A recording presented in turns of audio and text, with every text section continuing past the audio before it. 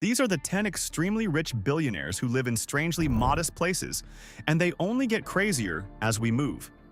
We're talking Elon Musk living in a $50,000 foldable box next to a rocket launch site, a Zappos CEO who abandoned a penthouse for a 200-square-foot Airstream in a Vegas trailer park, and Warren Buffett still eating $3 McDonald's breakfasts in the same house he bought in 1958 for $31,500. Let's get into it. Number 10. Chuck Feeney, the billionaire who died broke on purpose. Chuck Feeney co-founded Duty Free Shoppers in 1960, sold his stake to LVMH in 1996 for $1.63 billion, then spent the rest of his life systematically giving away every single dollar until he died in 2023 with a net worth around $2 million, just enough safety net to not be homeless. For decades, while his foundation Atlantic Philanthropies was distributing billions to causes worldwide, Feeney lived like someone actively avoiding wealth.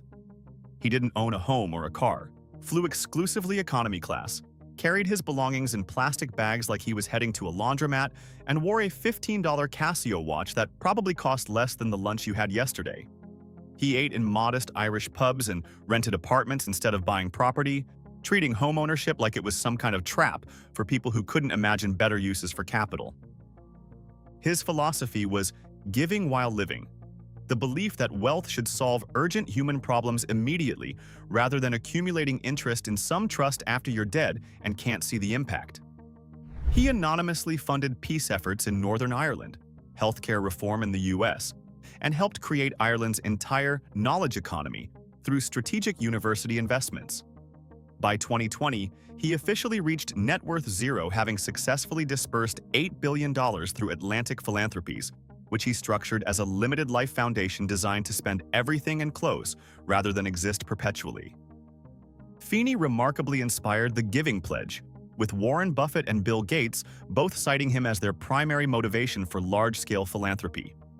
The guy who wore $15 watches and flew economy literally changed how the world's richest people think about their money, proving that influence doesn't require performing wealth.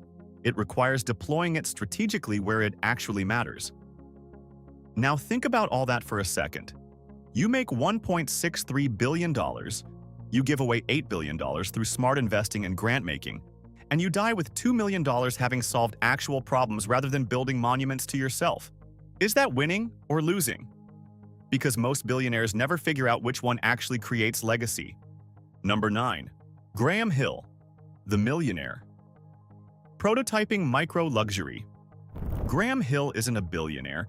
He's a millionaire who sold his eco-blog Tree Hugger to Discovery Channel in 2007 for $10 million after it was hitting 5 million unique visitors monthly. But he belongs on this list because he's experimenting on how small can you actually live. Hill famously occupied a 420-square-foot studio apartment in Manhattan's Soho district that he renovated for $365,000 to $400,000 to demonstrate what he calls high-end minimalism. The apartment packed the utility of a space 3 times its size through moving walls and multifunctional furniture, allowing him to host 12-person dinner parties in a single room by transforming the space throughout the evening like some kind of architectural transformer. His rationale is the pursuit of time and freedom. He argues that traditional large homes and gadgets are a psychological burden requiring mental energy to acquire, maintain, and worry about. By living with less, he claims to have the wealth of options, meaning the ability to travel anywhere with just a laptop and a backpack without constantly thinking about property maintenance, insurance, utilities, and all the invisible costs that come with owning stuff.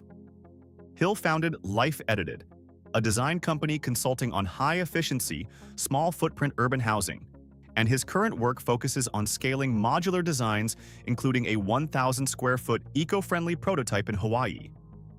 He's essentially arguing that luxury should be defined by quality of design and environmental stewardship rather than sheer square footage, which either sounds enlightened or like cope, depending on whether you've ever actually lived in 420 square feet. Now, if you could design a space so efficiently that 420 square feet genuinely felt like 1,200, would you still want the 1,200? Or is wanting more space just psychological programming from a culture that equates size with success? Drop your answer in the comments because this one genuinely divides people. Number 8. Matthew McConaughey, the Alistair who lived in canoe. Matthew McConaughey is worth $160 million from blockbuster salaries ranging from $200,000 for Dallas Buyers Club to $20 million for The Gentleman, plus a creative advisory role with Salesforce worth over $10 million annually, and minority ownership in Austin FC valued at $680 million total. For several years, even after achieving A-list status, McConaughey lived in a 28-foot Airstream International CCD he nicknamed Canoe, parked seaside in Malibu and used as both primary residence and production office. Inside Canoe, he maintained what he called a California bohemian aesthetic, with low benches, a suspender dreamcatcher, and movie memorabilia covering the curved aluminum walls like he was curating a very small museum dedicated to his own career. His current lifestyle includes a 10,000-square-foot mansion in Austin, where he moved after selling his Malibu estate for a $5 million profit in 2020. But here's the strategic part. Texas has no state income tax, so relocating there significantly increased the net preservation of his earnings. He maintains a fleet of 3 Airstream trailers in Malibu for office use and occasional travel, envisioning a future Airstream hotel or compound where guests stay in individual trailers, creating some kind of luxury trailer park for the creative class. McConaughey's reasoning is rooted in mobility and a rejection of Hollywood's insularity. He prefers the open road and the grounded culture of Texas over the performance requirements of maintaining celebrity status in LA, where your house basically becomes part of your brand. He's essentially arguing that you can be rich and famous without being trapped by the infrastructure that rich, famous people typically build around themselves. What's fascinating is how he's threading this needle. He's not fully committed to tiny living like some ascetic. He's got the 10,000-square-foot Austin mansion, but he's also maintaining the Airstream fleet like an escape route, or a reminder that mobility matters more than property. Next up, we have a man with a $17.2 billion real estate portfolio who still prefers to live in a small apartment in Spain. Number 7. Amancio Ortega, the $148 billion man eating in the work canteen. Amancio Ortega is worth approximately $148 billion from founding Inditex, the parent company of Zara, and revolutionizing fast fashion by creating supply chains that move designs from concept to stores in just 2 weeks while everyone else was taking months. Despite being one of the world's wealthiest people, Ortega lives in an apartment in A Coruña, Spain, visits the same local coffee shop every morning, and continues visiting Inditex headquarters daily, where he's frequently seen eating lunch with employees in the company cafeteria. He famously refuses to wear ties and maintains a simple uniform of blue blazer, white shirt, and gray trousers. The same outfit every single day, like he's Steve Jobs but for Spanish retail. His wealth mechanics include a $17.2 billion real estate portfolio managed through Ponte Gadea, funded using billions in dividends from Inditex, so he's not exactly living small in terms of total assets. But his daily life reflects the habits of a middle-class retiree who happens to control a global fashion empire. Born into poverty, he started working at age 14 as a shop hand for a local shirt maker. And those origins apparently stuck because he remains grounded in his home community and avoids media attention to the point of being genuinely reclusive. Through his foundation, he's donated hundreds of millions of euros for advanced cancer detection equipment in Spanish public hospitals, preferring to spend his fortune on societal infrastructure rather than personal luxury, or the kind of vanity projects that billionaires typically use to get buildings named after themselves. In short, Ortega built the world's dominant fast fashion empire, accumulated $148 billion, and his daily routine is basically indistinguishable from a comfortable retiree, except for the part where he's still showing up to work and eating with employees. But if you think that's modest, wait till you see the next billionaire who drove a second-hand Corolla for years. Number 6. Azim Premji, the billionaire who audited toilet paper. Azim Premji is worth between $11.6 billion and $19 billion from transforming Wipro from his father's vegetable oil business into a global IT leader after IBM got expelled from India in the 1970s, and his personal frugality is so extreme it's genuinely funny. Premji is known for taking 3-wheeled auto rickshaws from Bangalore Airport after business trips instead of cars, staying in company guest houses rather than five-star hotels, and famously monitoring the usage of toilet paper rolls at Wipro headquarters, while encouraging employees to use both sides of every sheet of paper, which raises interesting logistical questions we probably shouldn't explore in detail.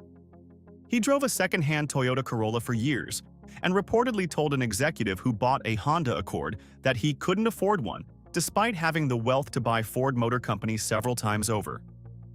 That's not frugality.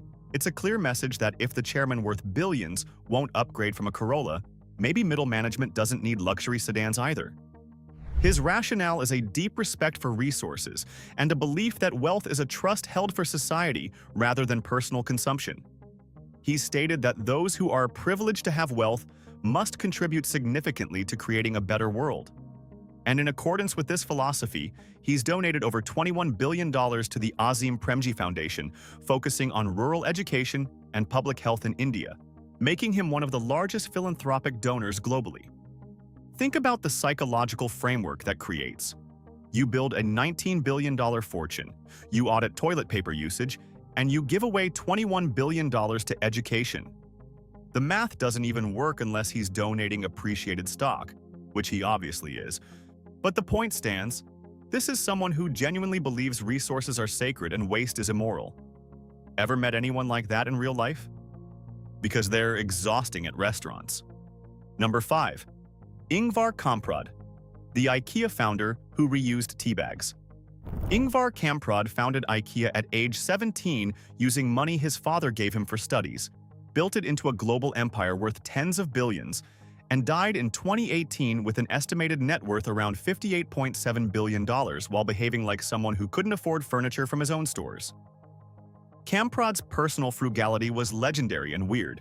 He drove a 1993 Volvo 240 for over 2 decades, flew exclusively economy class, stayed in budget hotels, pocketed salt and pepper packets from restaurants, and reused tea bags. He shopped at local markets in late afternoon when vendors were more likely to offer discounts on fruit and vegetables, which means a man worth $58 billion was haggling over produce prices while running an empire. His philosophy was that he couldn't ask employees to be cost-conscious if he lived in luxury, so his lifestyle became organizational integrity made visible. In 1976, he wrote The Testament of a Furniture Dealer, codifying thrift as basically a moral imperative at IKEA, and to ensure the company's long-term independence while minimizing tax exposure, he transferred ownership to the Stichting Inge Foundation in the Netherlands, essentially giving his empire away to be managed for the betterment of the many people. The wealth mechanics he created were brilliant.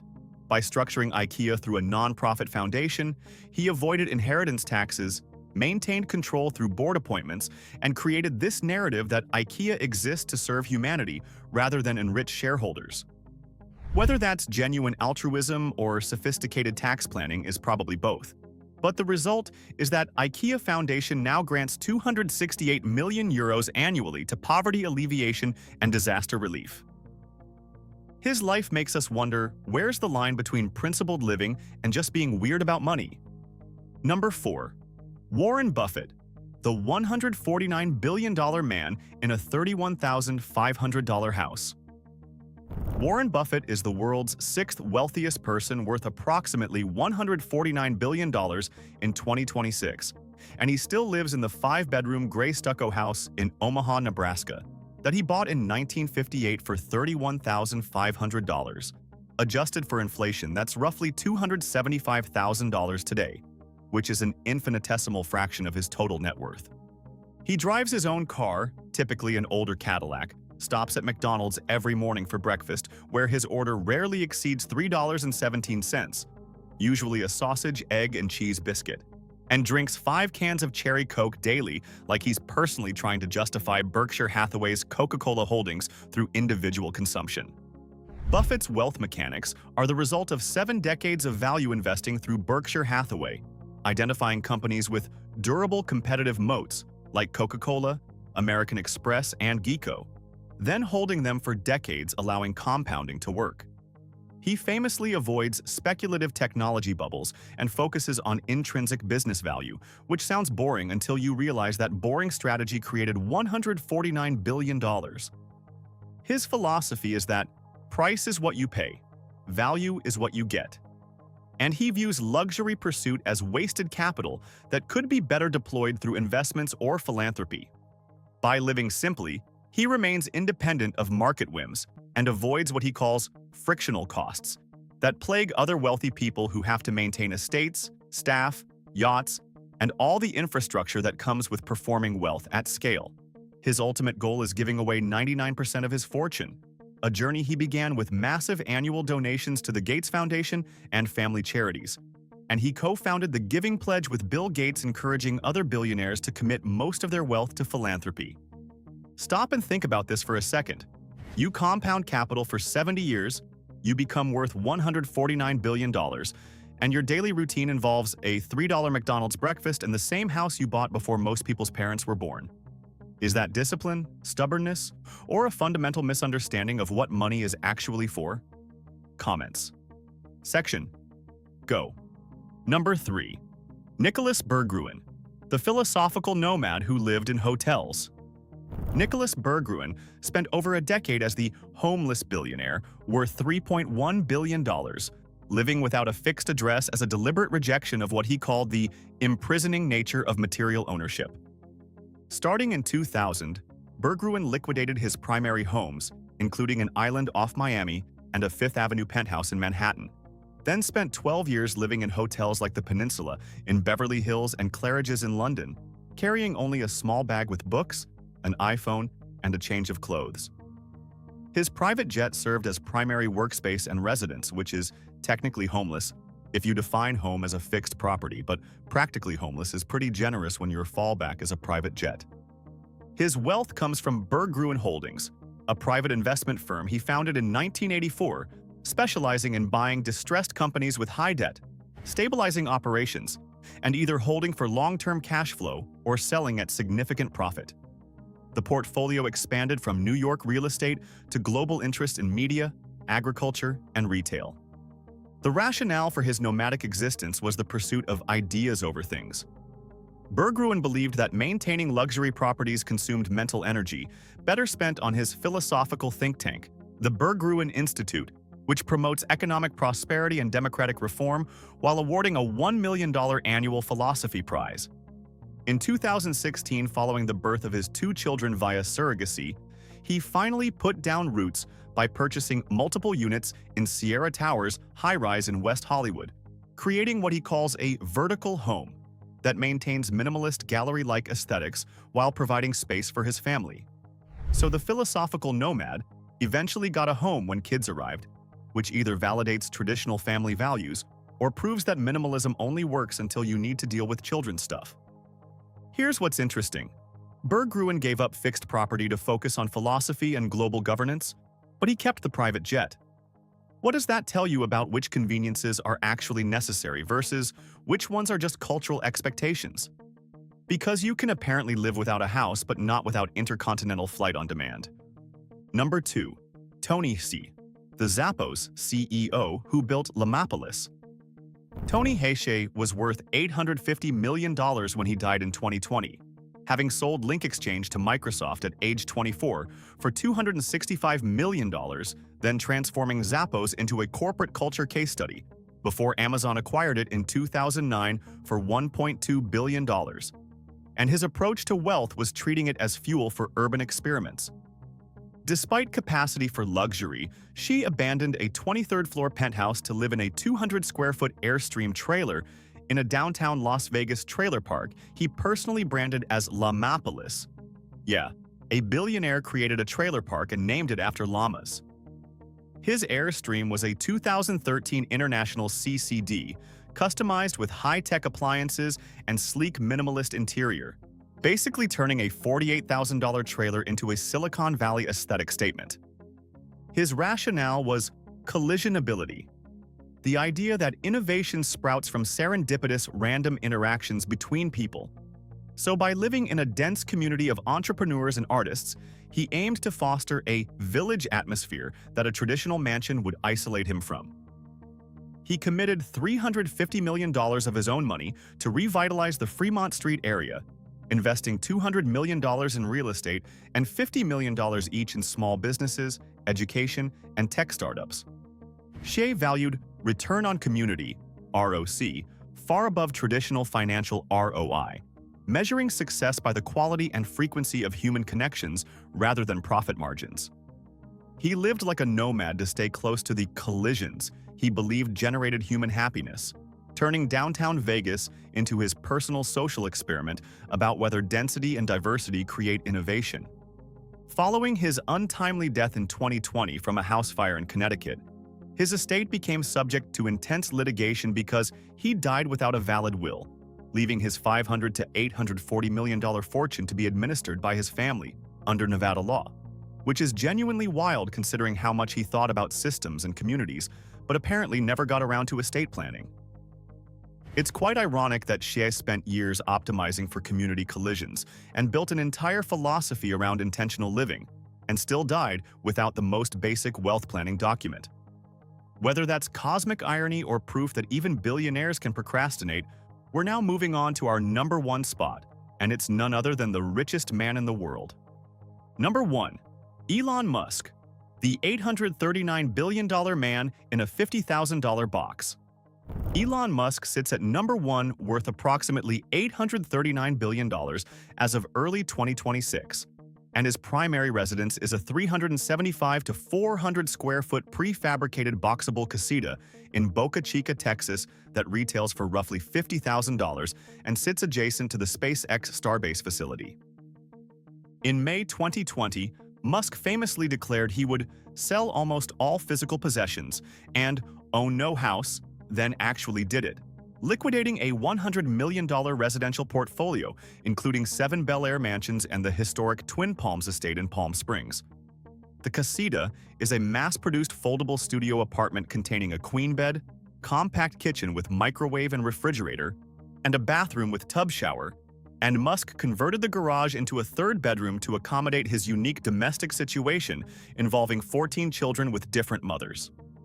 His wealth mechanics are anchored in SpaceX, valued at approximately $800 billion, where he maintains a 42% stake. Tesla, where his 12 to 13% holding remains a cornerstone of liquid and illiquid wealth, plus ventures in XAI, Neuralink, and The Boring Company. The merger of XAI and X, formerly Twitter, in late 2025 created a $125 billion valuation for his social and intelligence assets. The rationale for living in a box is twofold: operational efficiency and philosophical alignment. Musk views property as a vector for distraction. By living within walking distance of the Starship launch site, he eliminates commuting friction and the mental fatigue of managing estate logistics. He's articulated that he wishes to focus his capital and energy on the bigger mission of making Earth sustainable through Tesla and humanity multi-planetary through SpaceX. Reports in late 2024 suggested he purchased a $35 million family compound in Austin for his 14 children and their mothers. But Musk has pushed back on these claims, maintaining that he continues renting his primary humble abode from SpaceX, which means he's technically a tenant in a company property he controls, which is either next-level tax optimization or just a really weird way to think about homeownership. Here's the genuinely fascinating question Musk's life poses. If you're worth $839 billion, is living in a $50,000 box next to rockets genuine asceticism focused on mission? Or is it performance art designed to make you seem more serious and mission-driven than other billionaires? Because there's a meaningful difference between needing to live small and choosing to live small when you could literally buy cities. What do you think? Is Musk actually committed to minimalism? Or is the Boxabl just the ultimate humble brag? Drop your take in the comments. And these were the 10 extremely rich people who could live anywhere on Earth but chose trailer parks, tiny apartments, and foldable boxes instead. Which one shocked you the most? Let us know in the comments. And if this changed how you think about billionaire lifestyles, subscribe to Global Status, because we drop such interesting peeks into the lives of rich every day.